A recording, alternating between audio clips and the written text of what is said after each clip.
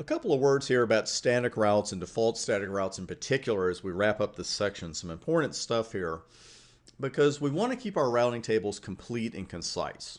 We know that the router is going to parse the routing table. It's going to look through the entire routing table for the best match for a packet that it needs to route. And the thing is, with smaller IP tables, 6, 7 routes, it might not matter. But in some production networks, you might see routers that the IP routing table is 2 or 3 screens. And what we want to do is keep that table complete. We want the router to route packets wherever it needs to route them to, but at the same time, we want to keep that table concise. We want to shrink it down a little bit whenever possible because it does make the overall routing process much more efficient. Default routes can really help us accomplish that goal. And they're so helpful under certain circumstances that our dynamic routing protocols, RIP, EIGRP, OSPF, they'll either allow the creation of a default route or the distribution of a default route under certain circumstances rather than give a router a full routing table. And that's one of those things that sounds pretty vague when you read about it or you hear me talk about it. So let's have an illustration here and this will really help. Let's say that router 5 is so deep in your network that no matter where it's sending packets to, whether it's an internal network, whether it's going outside your local network, the next hop IP address is always going to be 10.1.1.6. Whatever packets router 5 has to send through, it's going to go to 10.1.1.6 no matter what. In this case, it really wouldn't make sense for router 5 to have a huge routing table because whatever it does with that lookup, what's the next hop IP address? 10.1.1.6. So it would be in our best interest and the best interest of routing on router 5 in particular to give router 5 a default route and just say, okay, any packets you're sending, send them to 10.1.1.6. And you might not even want to run a routing protocol on router 5 at all. You might just want to give it that one default route, and then that's it. So that, of course, begs the question, if static routes are so great, especially default static routes, why use dynamic routing protocols at all? Why don't we just have static routes on every router and that's that?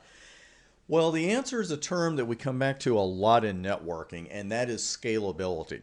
And in this case, it's a lack of scalability because we have to assume our network is going to grow.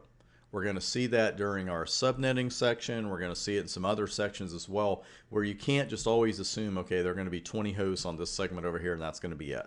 Or we're always going to have these 4 networks, these 4 subnets in our network, and that's going to be it. We're never going to have any others.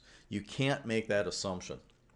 And the thing is, then you add one network to your, one subnet to your network, and then all of a sudden you got to visit every router in your network and say, okay, IP route, et cetera, et cetera.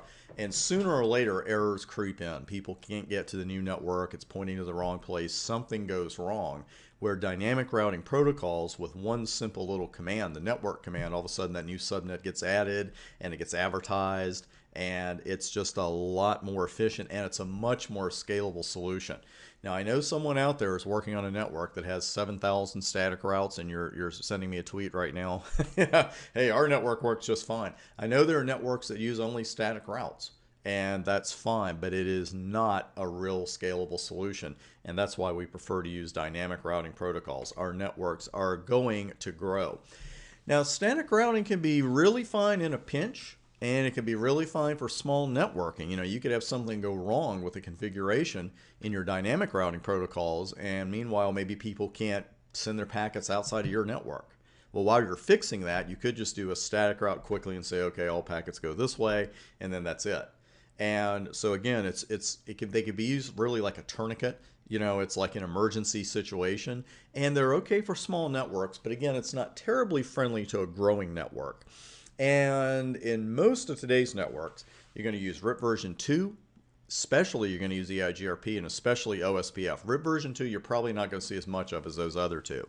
But that is going to be the first routing protocol that we introduce you to, and that with the description and plenty of lab work is coming up in the next section.